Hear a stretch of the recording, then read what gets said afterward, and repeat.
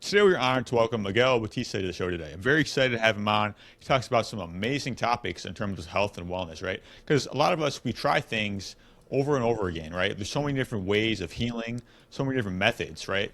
And so many of us get frustrated because we don't know that thing that's going to help us, right? So how can we pinpoint that? And he's really good at helping people kind of find what we actually need in order to heal. And there's so many different topics with that. We can talk about labs. We talk about, really being able to have the self-awareness and moving forward, right? And he helps many people take control of their health through his videos, his social media, and everything that really kind of amplifies the message. So very grateful to have him on. How you doing today, man? Yeah, I'm doing awesome, man. It's great to be here. And Anthony, first off, I just want to say thank you so much for having me on. I've listened to your show, I've seen what you're building here. It is something really special to give people hope and stuff. And I just wanted to give you your flowers for that because I know it's not easy filming all these podcasts, posting it, and it is creating a real impact. So just honored to be here. Honored Thanks, to be man. here I right now. appreciate that.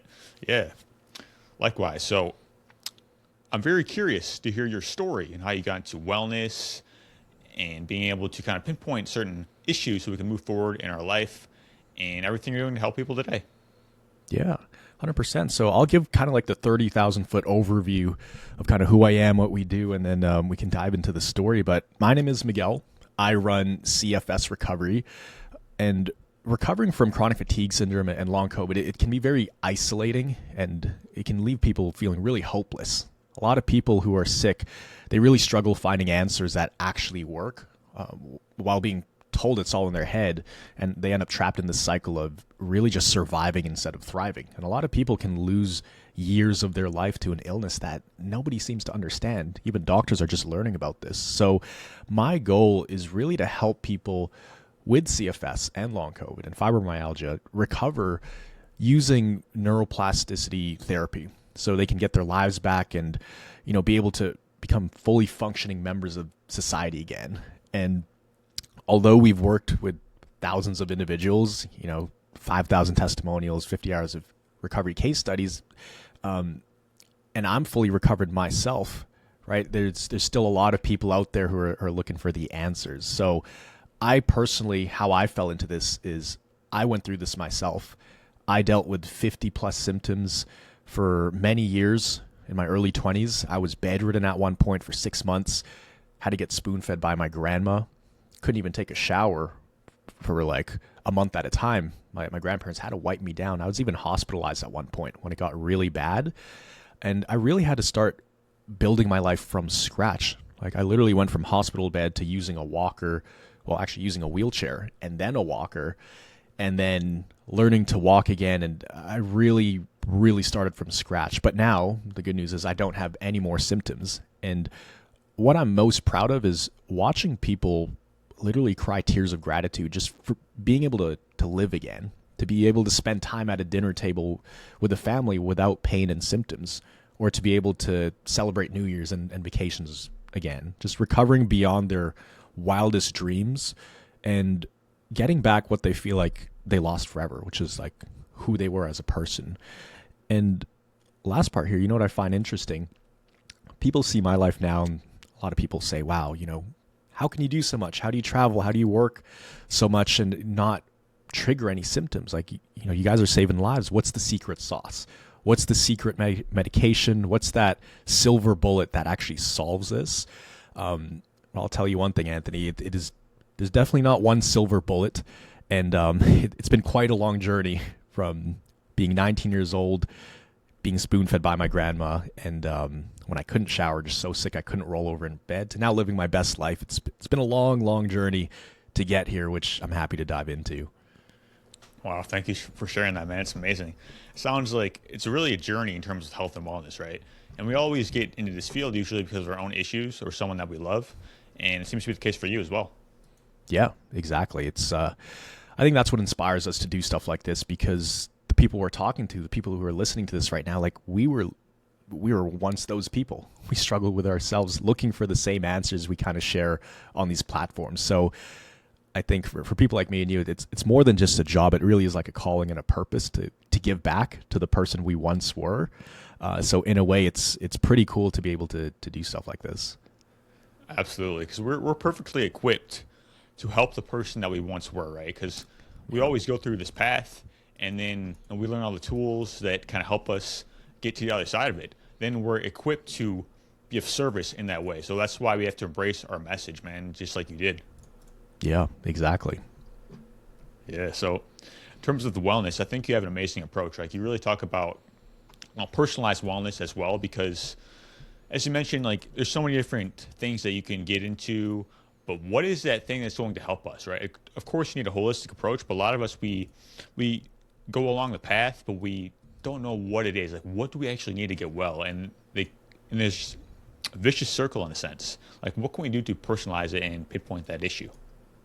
Yeah. So when it comes to health, you're absolutely right. It can be very complex. Like, how do you typically find out the root cause of everything that's going on? And there's someone listening right now who, just to paint a picture, who used to be the most driven, active person in their circle, high achievers, maybe even perfectionists, type A personalities, the people who, at least for CFS and long COVID, the people who never sat still, always working, always moving, always just showing up. Maybe they were an athlete or a top performer at work, the person their friends could count on. And then something happened. Maybe it was COVID. Maybe it was years of pushing too hard. Maybe they don't even know what exactly triggered it, but now they can barely make it through the day without needing to lie down. They can barely take a shower, some of them. They can barely get outside because there's all these symptoms coming up. And they've seen 10, 20, maybe 30 doctors and specialists. They've spent thousands on supplements and treatments with every test coming back, quote unquote, normal. And they're sitting there thinking, if nothing's wrong with me, like, why do I feel like I'm dying every day, basically? So they probably stopped making plans because they don't know if their body's going to hold up. It's very unreliable. It's unpredictable. They've watched birthdays and holidays and life happen from the sidelines. And the worst part is they're starting to lose belief in recovery even being possible, because everything they try, not only does it not work, it actually can make things worse the harder they try. So here's what I want them to know. On the other side of all of this, there does exist a version of them that wakes up and actually wants to get out of bed. Is inspired to get up and go crush the day. They're hiking with their family. They're back at work doing what they love. They're not tracking every symptom, not second guessing every decision, just not watching life through a window anymore. They're actually in life again versus being on the sidelines. And what we really help people with is understand that these symptoms, these random mysterious symptoms, the fatigue, the energy crashes, the brain fog, they're not random, and they're not all in your head, quote unquote. They're actually signals from the nervous system that is just stuck in survival mode, right? And once you understand why your body is doing this, right? Also, what triggered it and why is it not changing?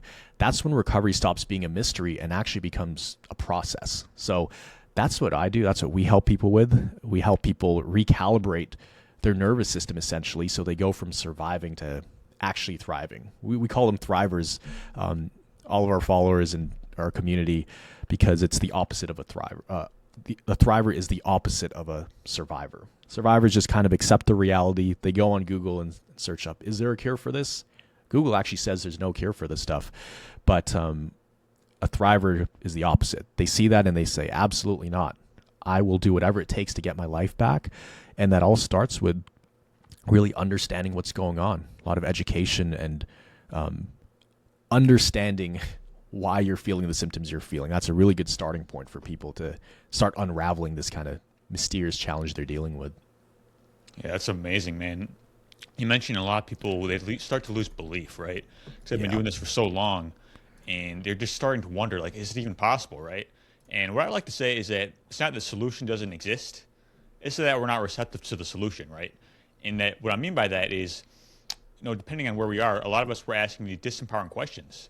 And we're not really able to find a solution because we're asking things like, why me, why this? And until we start to shift that question and start to be more empowered, then we actually see the solution, right? And it's a journey, man. So thank you for sharing that. Yeah, absolutely, man. It brings me back to all the thoughts and memories I had and emotions I had with it. It was a dark place. It was a difficult experience at the time, But once you overcome it, you look at it as like, that was the most extreme personal development crash course I ever went on, because the only way to recover is to level up as a person inside and out. Yeah.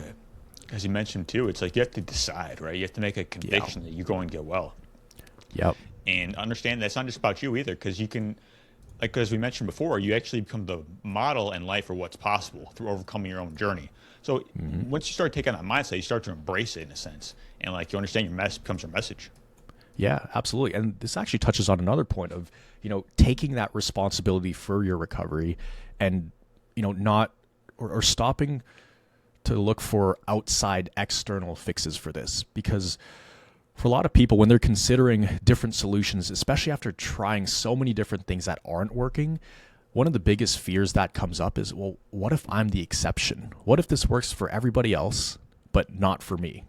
Which is a totally valid fear, because they've tried so many things that did work for other people, but it didn't work for you. So, you're scared of being disappointed again, because every time it doesn't work, that just chips away at your hope inside. So I know there's somebody listening to this thinking, what if I'm one of those people? It's not impossible. What if I'm that 0.0001% chance that I'm a rare case, that I have all this weird thing that they haven't discovered yet? And what most people believe about their situation, the first thing they believe is that their specific circumstances disqualify them from recovering. For a lot of people, right? They think, well, I have brain fog and I have, gut issues and I have low energy and my hormones are out of whack. So this makes my case more complex than all the other things I've seen online, right? Mine isn't just straightforward, which makes sense. You probably had doctors kind of look at you like you're crazy. You probably felt harder to treat than others, because normally doctors, they kind of know what to tell you. But in this case, they don't really know. So you really start thinking, I don't fit any category right now. I'm just like, I'm damaged goods, basically, which is, in a way, it is kind of true. Like, you don't really fit the normal medical mold. But there are pockets of people, and when I say pockets, millions of people who also deal with these same things, and they also end up fixing it. But the other thing is, they believe that these external things, that there's going to be just one particular thing that fixes it. So they go on to look for a solution, whether it's an online program or supplement or medication. They'll go all in on that, and then it won't work for maybe a few weeks, and then they'll completely stop that and start a whole nother solution, and then a different solution. So they're solution hopping, and it's kind of like playing whack-a-mole with the different symptoms. Every symptom that comes up, it's like, all right, I need a medication for that. Oh, I have brain fog? Well, let me take Adderall. Or I have low energy? Well, let's do more IV treatments for vitamin B12. So it's like an endless game of whack-a-mole that you can just never win, because you're dealing with like 50 different things. And that just becomes really frustrating and tiring, mentally, physically, but like to your soul, because you are trying your best and it's not working. And it leaves people feeling hopeless. So that's where we really try to simplify things as well. Simplify things, but also have people turn that kind of responsibility for recovery internally versus looking for these external fixes. I mean, sometimes you may need supplements or medication, but ultimately, if you don't have the internal functioning properly, then it's going to be very difficult to make lasting progress. So I know I kind of went on a rant there, but taking responsibility is huge, like taking your health into your own hands. That's one of the biggest things. Absolutely, yeah. Yeah, failure is feedback, right? Because we try all these different things, and how we interpret it really means everything, right? Because nothing really has meaning except the meaning that we give it. If we think that this means that I'm not meant to get well and all these different types of things, or this is just another way to move forward, right? Okay, not this, but what's next, right? And just kind of learning and trusting the process in a sense. Yeah, exactly. Exactly right.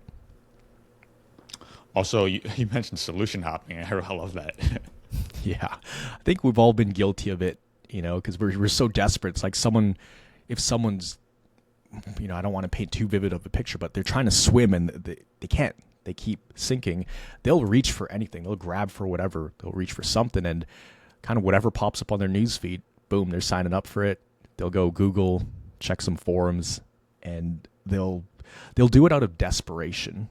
And I understand why they do it. It's because I used to do it as well. Like, obviously you want to get your health back and your life back. The thing is, when it's not working and you're just solution hopping, you really start to go crazy. You start thinking like, man, I am really a complex case. Is there anything out there that's going to even fix me, or am I doomed for life? You start feeling more hopeless. And ultimately that leads to you asking yourself, like, is this even fixable? Is recovery possible? Because the more things I try, the more proof I see that it's not. And that's where we also try to share a lot of recovery stories with people as well. Because there are people, for people watching this right now, no matter what severity you're at, because we deal with a lot of people who are like bedridden or couch-bound or housebound, they can't really take part in life. We've seen some crazy cases, as in dark room, blindfold, spoon-fed for months, could barely talk. Like, we actually have to work with their family to get this person up and running again. But those same people who are really sick, guess what? A year later, they're skiing down mountains. They're traveling, hopping on planes. They're working full time. So as long as people have had their tests and scans done and the doctors can't find anything that explains it, it's definitely possible to make a comeback, no matter how deep in rock bottom you think you are. 100%, man. You just got to trust the process and trust your journey, right? Because the body's designed to get well. We're designed to heal. And we just got to, a lot of times, get out of the way and give it what it needs. Yep, exactly.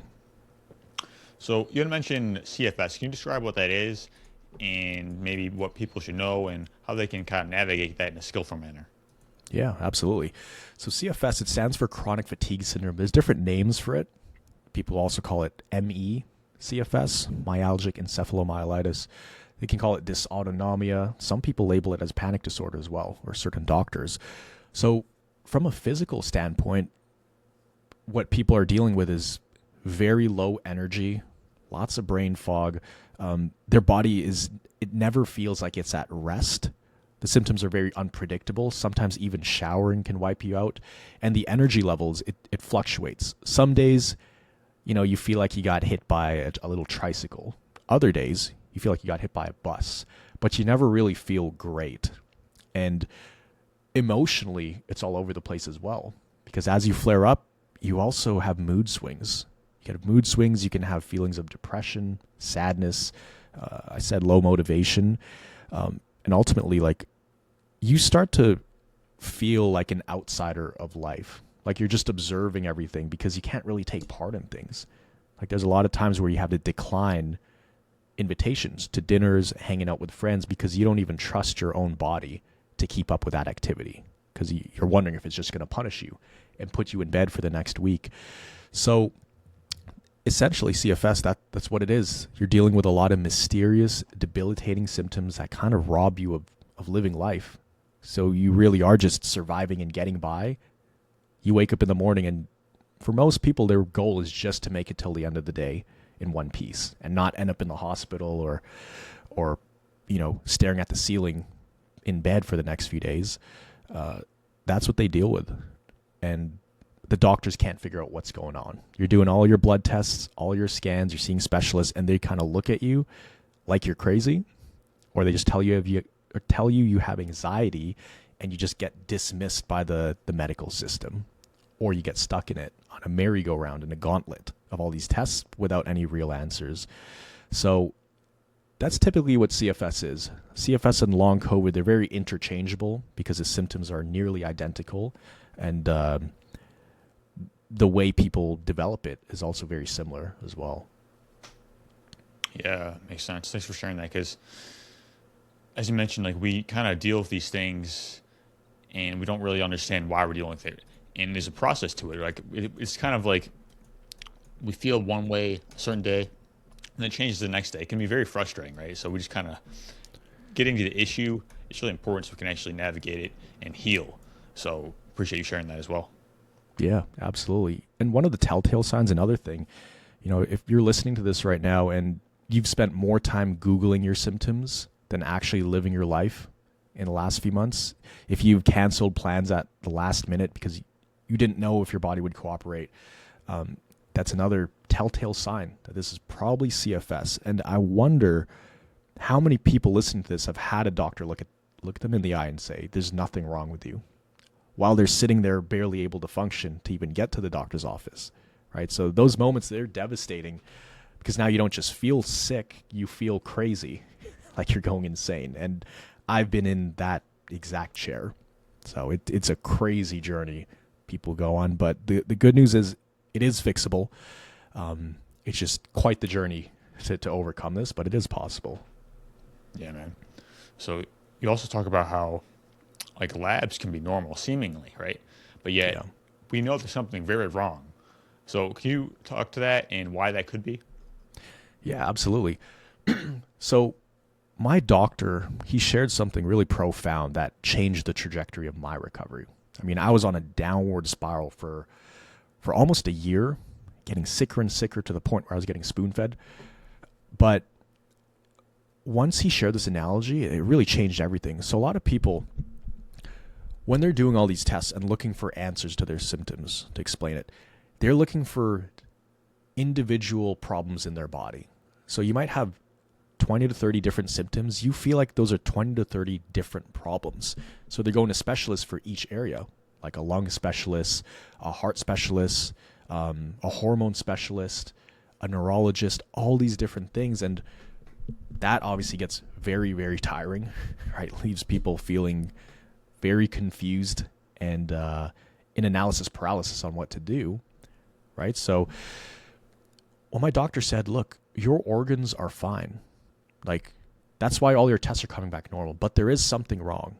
There's a problem with the way your brain is communicating with your body. So if we think about it, think of it like a computer or something. The hardware is actually okay. Like your lungs, your heart, your muscles, they're actually fine. The software, though, there's definitely some kind of glitch, right? So essentially, we just need to update that software, Miguel, because right now it's functioning like it's overreacting to everything. It's like trying to drive a Formula One car through downtown.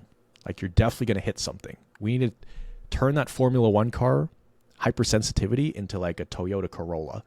Like that's more doable for real life. Because every time there's a stimulus, every time someone turns a light on, you feel this pain in your body. You feel like someone punched you in the face, or someone just closes the door lightly. You feel like someone just set off an air horn in your ear because everything is amplified.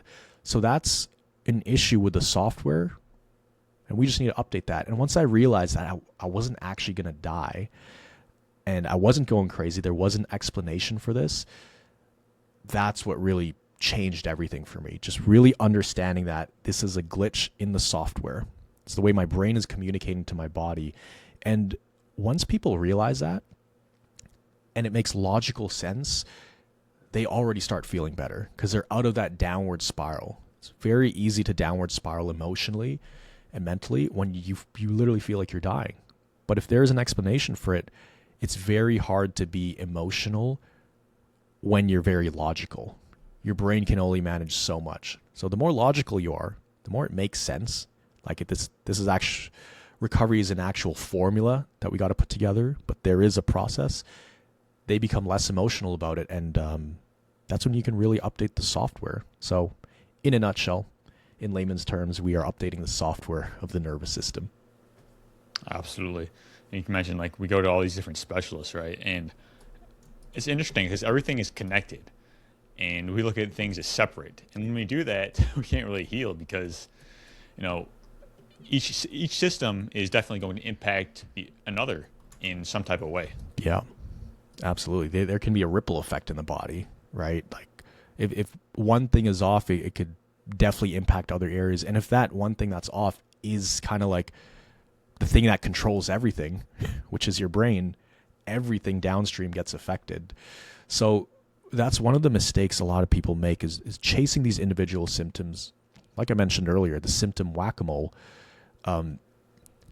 If you could deal with those symptoms, but that's going to give you temporary results. If you go after the root cause, what's causing the symptoms, that's when you can start to see lasting change. And once that clicks with people, sometimes it happens quickly, sometimes a little longer. But once that clicks, then you are reversing a lot of these issues, and you can reverse it to a point where they never come back if you know specifically what you did to kind of reprogram that brain to update that software. Yeah. And it goes to show like labs aren't everything either, right? It's great data, great feedback, but also you have to listen to your body and what are you actually experiencing, right? And actually validate what you're going through, because if you don't have awareness of it, then you can't really do anything to change it. Yeah, exactly. That's a huge part of recovery. It's becoming aware of not just your symptoms physically, but your own thoughts. Because a lot of people, they'll feel the symptoms. For people listening to this, maybe you're checking your heart rate every day, multiple times a day. You go up the stairs, you're kind of out of breath, and immediately it's like checking the pulse, checking the watch, writing down the symptoms, tracking your energy. And, now it's noon and you're already burnt out from trying to track all of these things. And you're already completely wiped out by the afternoon, right? So you're sitting there on the couch thinking, man, I don't have energy to even get through the day because I'm so sick. I don't work. I don't have a full-time job, but recovery itself is like a full-time job. In fact, it's like working overtime, because the moment I'm awake, I'm thinking about my health. The moment I go to sleep, I'm thinking about my health. So ultimately that leaves you feeling like you're on this never-ending hamster wheel of this thing that's impossible to solve, because there's just too many fires to put out every single day. And you probably tell yourself things like, what's the point of even working so hard at recovery if everything I do only makes me feel worse? Is it even possible to recover? Are my efforts even worth it? And is this just a bad dream? Like, maybe tomorrow I'm going to wake up from this and things are different, because it's such an extreme situation and there's not really any well-known solutions out there other than a few channels online. But that's where we come in and really try to help raise their awareness of what's happening in their body, and not to chase after individual symptoms. Let's go after the root cause, because most of the time people can get stuck in that for years, just running on that hamster wheel. Yeah. All these tools are great, right? But ultimately we can't lose connection to our own biofeedback, like listening to your body. Yes. And that in itself is an important skill. Mm-hmm. Yeah. And being able to interpret what that means, like, oh, I feel tired today, so I should probably take it easy. Not that, extreme pusher mentality of like, oh, I feel tired today, well, I better double down, because if I slow down, then I'm weak and I'm giving into this. No, I'm a champion, blood, sweat, and tears. It's go time, baby. So yeah, there's certain things, it's okay to have that, but that is like a double-edged sword. It's a good skill to have to be able to push through, but you can't keep your foot on the gas pedal forever. Yeah, just developing that relationship with yourself is so important, so you can actually, be skillful in your health journey. Yeah, it is a journey, right? And it's like all these things, they come together, and that's how we stay healthy in the long term, right? It's not like doing these things just one time; it's actually staying consistent as well. Yeah, exactly. And this is another really good talking point of, when people do start to feel better and start to get their lives back, there's always that fear in the back of their mind of, what if this happens again? Like, am I actually good to go? Or at any day, can I just relapse, right? And a lot of people, they feel like they've recovered a few times in the past. They've said, well, I recovered back in 2016, then I got sick again, then I recovered again in 2020. But in reality, like, if you truly, truly recovered, you wouldn't really get sick like that again. Your health wouldn't slide all the way backwards. And so what a lot of people do in order to recover is they use those externals, right? Supplements, medications, but they don't do the inner work required to keep the body healthy, right? So maybe the supplements and medication, maybe that's necessary.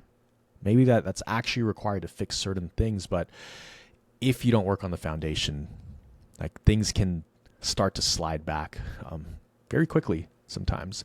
So if you know specifically how you got better, if you understand what's going on and you intentionally did certain things that led to you feeling better and got better, it wasn't just by luck or wasn't just by waiting it out, that's where that internal confidence comes in. And you can really go about living your life without that fear in the back of your mind, without that kind of shadow following you around of, oh, if I do too much, if I do a certain thing, that might trigger this whole cascade of this kind of dark path again. And so that's a big difference between the people, at least what we see, between people who kind of recover just by chance or the people who definitely recover and reach that thriving health to the point where they're like anti-fragile. Because you're right, recovery is absolutely a skill. At least from what we've seen, it's not luck, it's not time. It is an intentional skill that you build over time. And if you get really good at it, you never worry about getting sick again. That actually doesn't even happen. I've personally tried to make my health crash again just to see. I'm like, I just want to see. I'm like the guinea pig of what we offer to people.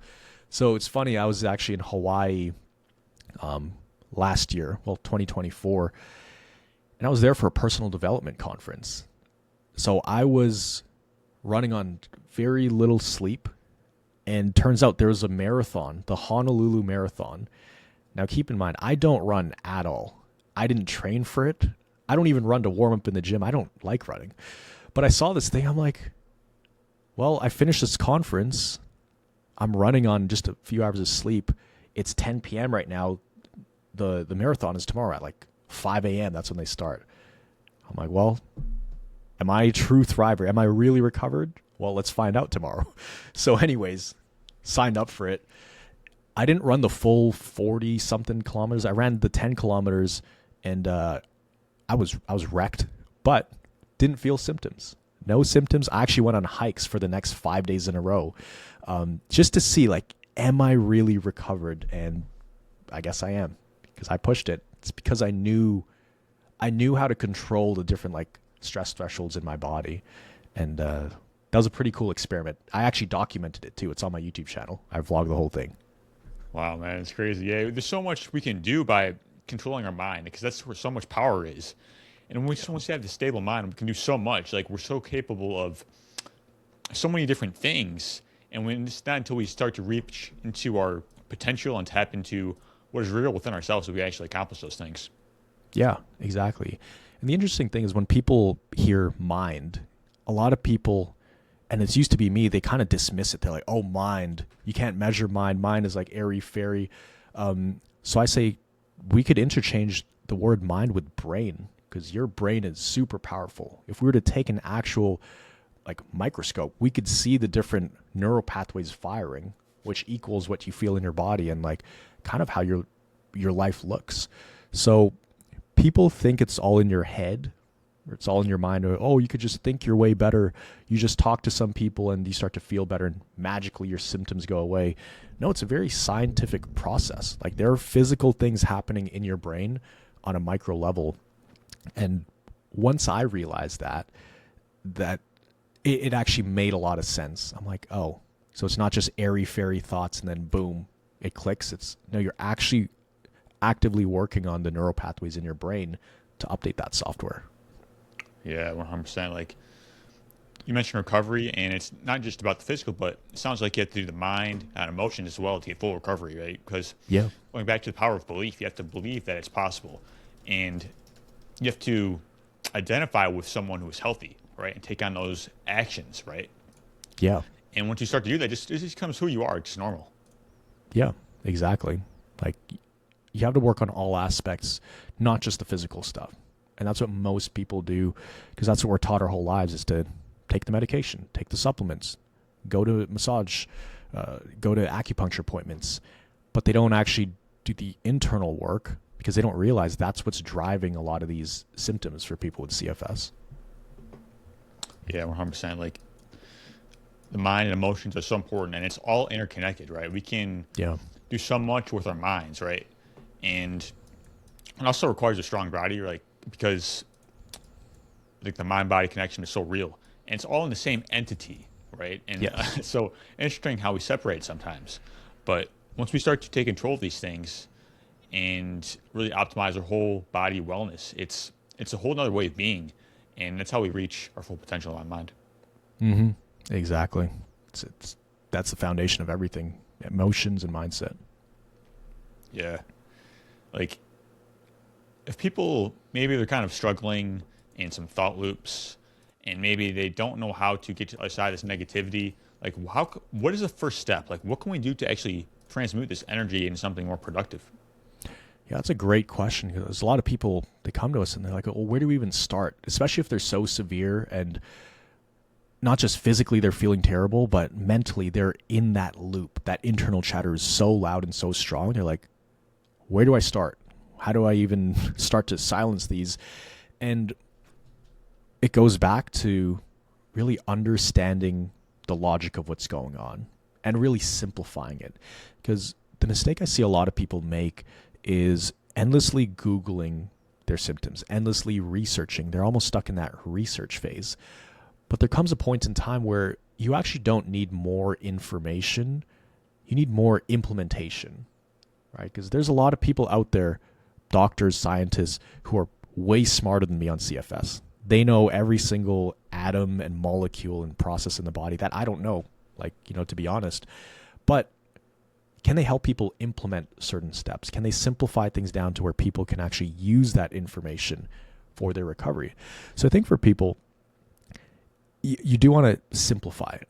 You want to simplify it and you want to really make it almost like a logical step-by-step process versus an emotional process. I used to think it was just willpower that would get me through this. I'm like, if I'm just mentally tough enough and I can outlast this thing, that was a big thing I used to tell myself. I'll just outlast this. It gets to a certain point where you're like, nah, this thing is not going away. In fact, it's actually getting worse. It's like compounding on itself. So that solution goes out the window. You definitely can't outlast this. And then once you realize, no, this is like, it's kind of like solving a Rubik's Cube in the body or solving a combination lock. It's very difficult to solve a combination lock by chance or by luck. So there are certain things you have to do in a certain order. And that order and those things you have to do is different for different people. It's actually pretty similar in terms of the steps you have to take. What changes is the order you have to take them in, depending on what stage you're at in recovery.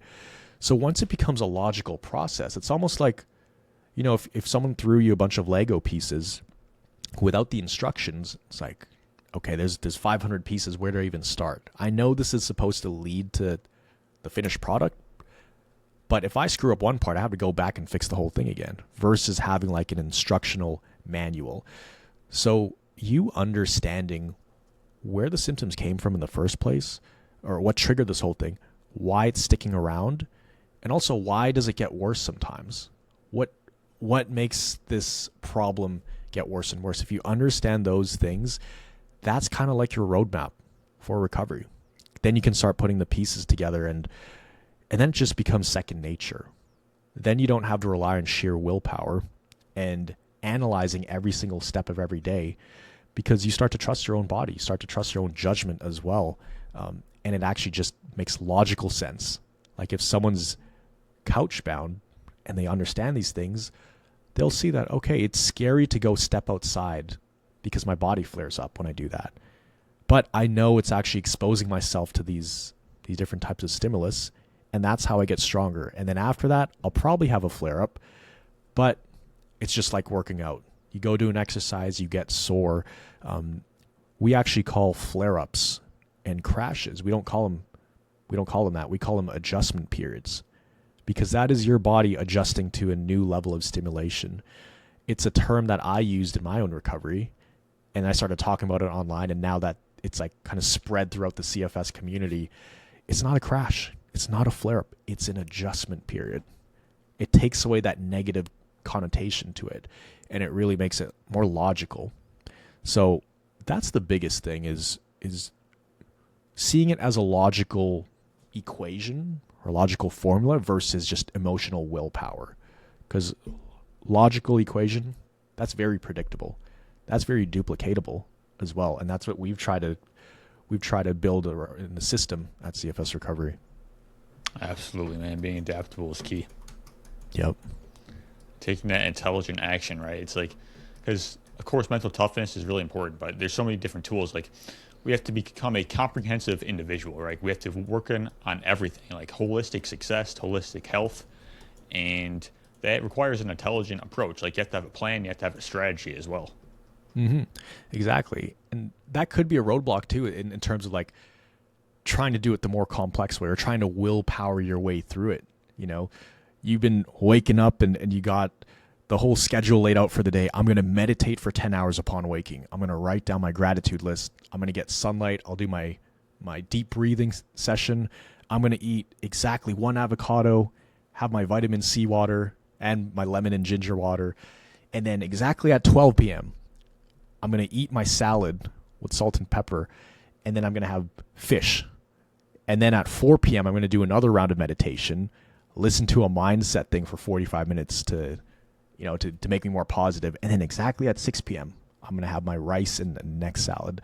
And I'm very detailed with this because that's what I used to do.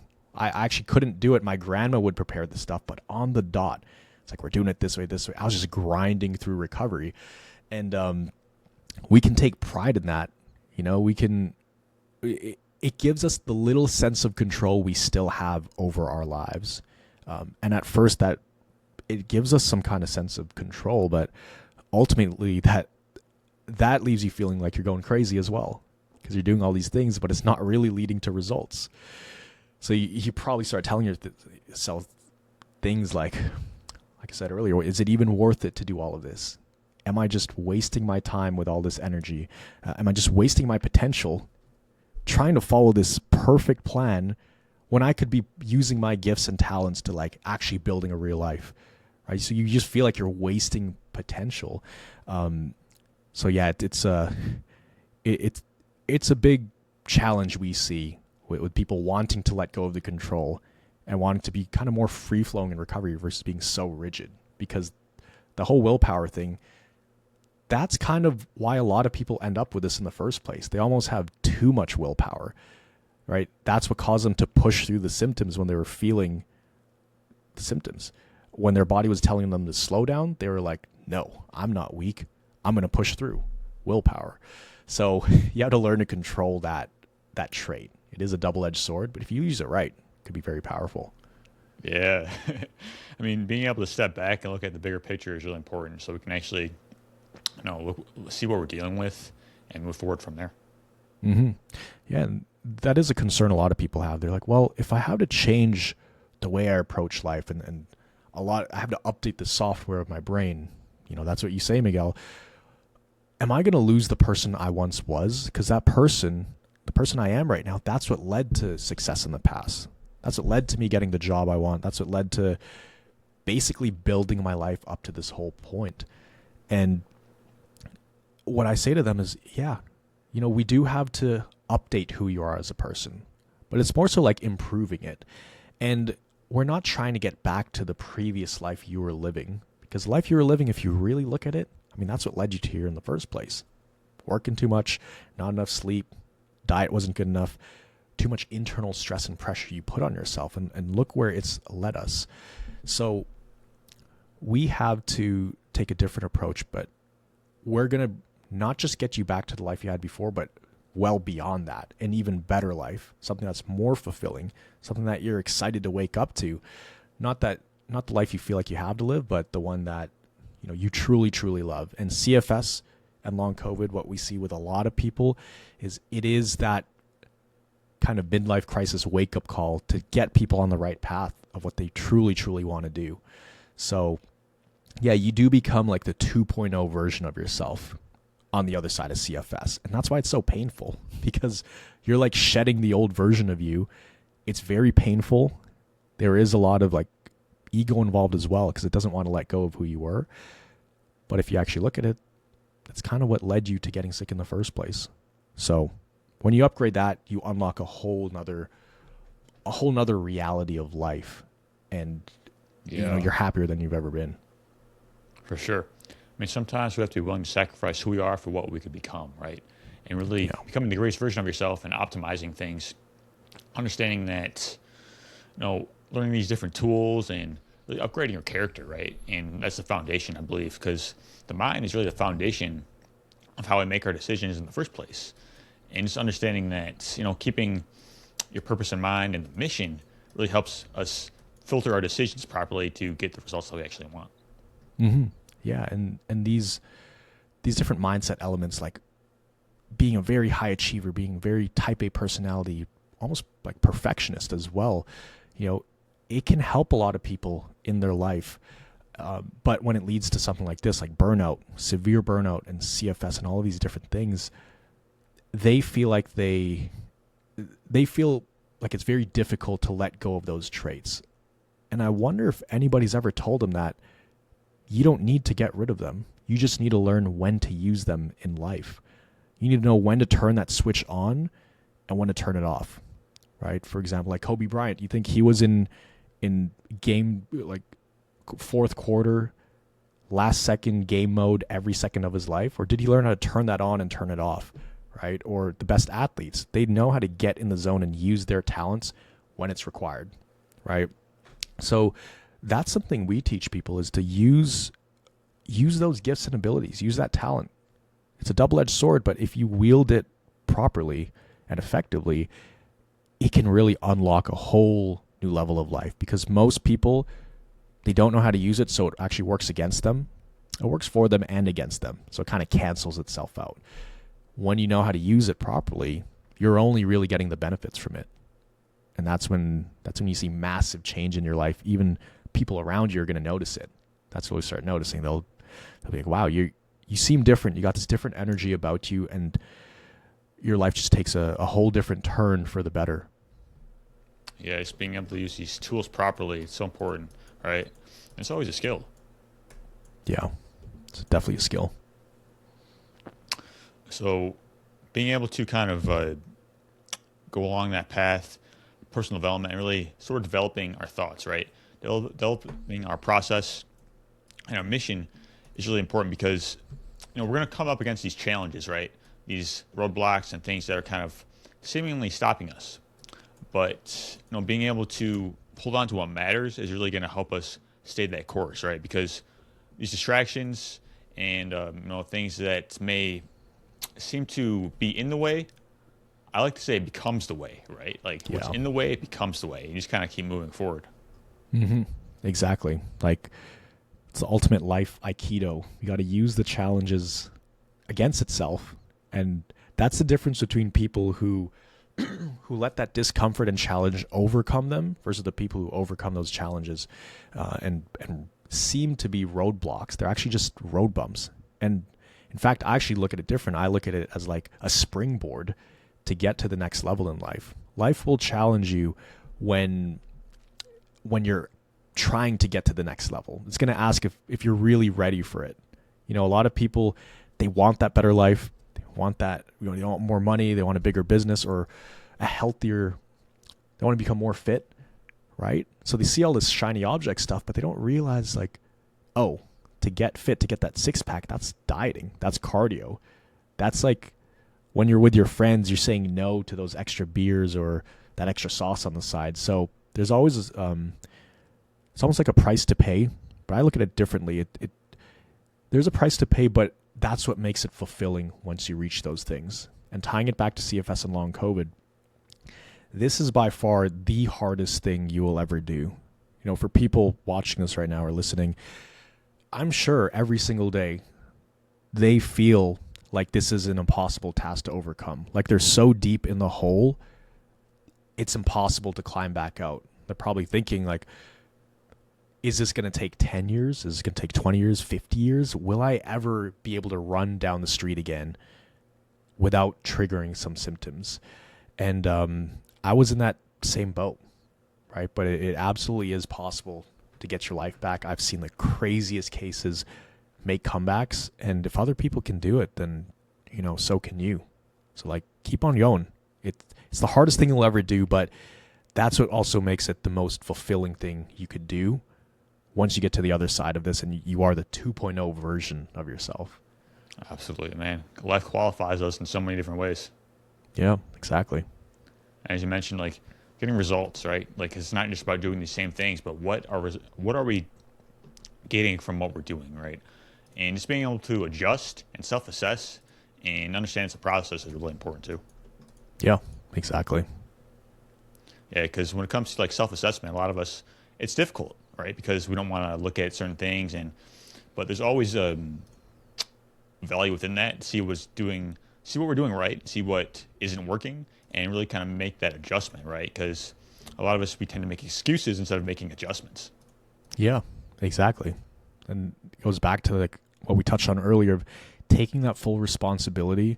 Um, I'll actually even word it differently because, the people trying to get better, they are pretty responsible. Like this is their number one priority, but placing the power of recovery on themselves versus that external source because they're doing everything they can. They're looking for external fixes, but the fastest recoveries I see are people who said, you know what, screw it. No one's coming to save me. Even the doctors, they don't know what's going on. And honestly, sometimes it seems like they don't really care about me. They're telling me I'm crazy. They're telling me, hey, take some anxiety pills. They're telling me I'm perfectly fine when clearly I'm not. Even family sometimes. Sometimes they'll be there for you, but you could tell the look in their eyes. They're looking at you like, all your tests are coming back normal, yet you're here in bed, and I'm having to bring you food and everything. You start to feel like a burden on everybody else. And it gets to a certain point where you just accept the fact that nobody is coming to save me, and I'm going to have to fix this myself. And so if nobody's going to do it, I'm going to do it. And that's when people tend to find someone like us or some other solutions online. They go all in on it. If it aligns with them and they kind of understand it and they agree with the approach. And those are the people who go from zero to hero, like fairly quickly. Those are the people who go from completely bedridden, not being able to roll over or even feed themselves, to skiing down a mountain or running a half marathon or building their own business just a couple of years later. Those are the people who do the best. They put the power in their own hands, but it is a process to get there. That's right. The power is in your hands. It absolutely is. All right, Miguel, this has been awesome. I really appreciate you coming on today, sharing your story with us, all your insights and how we can get well, and really understanding that personal agency is so important, like being able to take control of our mind, body, and spirit, right? And taking generative action every single day with that so we can be of service and be a model and life for what's possible. So this has been awesome again, and I appreciate you so much, man. Yeah, appreciate it. And I'd love to offer something for free for your audience. Special tool. Is that cool? Yeah, absolutely. Yeah, man. So Anthony, the one thing I love about what you do is, you're constantly showing up for your audience. You got tons of episodes online for people to watch. Like I think you're almost at 300 episodes right now. So you're always giving massive value. That inspired me to do the same for your audience. And I'm going to give everybody listening to this something I've literally never offered before. Something we only share with our highest level premium clients. Never share this publicly. People can actually look for it. They won't find it. My clients might actually be upset I'm giving this away, but I wanted to over deliver for your audience. It's called the Recovery Roadmap Kit. So let me explain who this is for. If you're dealing with CFS and long COVID or chronic mysterious symptoms and you feel like you're doing all the right things, like you're following the advice, trying protocols, resting when you're told to rest, pushing when you're told to push, but nothing is actually moving the needle, and that's leaving you feeling confused and just frustrated, right? This is for you. And most people realize recovery isn't about doing more. It's about doing the right things at the right stage. And if you don't know what stage you're in, you end up wasting precious energy or just making things worse without even knowing it. So here's what you have access to. Part 1 is called the Recovery Stage Identifier. It's a short diagnostic that it really shows you exactly where your nervous system sits in the whole grand scheme of recovery. For most people, this alone, this provides the biggest relief they've felt in months because it shows you why what you've been doing hasn't worked and also what you should be focusing on right now. So there's no more guessing, no more random trial and error. And then part 2 is what I'm most excited about. And this is what I was debating. Should I include this or not? But it's called a personalized recovery report. So it's the exact internal tool we use with our premium clients. And it's a detailed personalized analysis based on your responses that maps out the specific patterns keeping you stuck. It shows you what you need to change, what to double down on, and also the order of those changes that need to happen. So it's not just a quiz result, it's a real decision-making framework.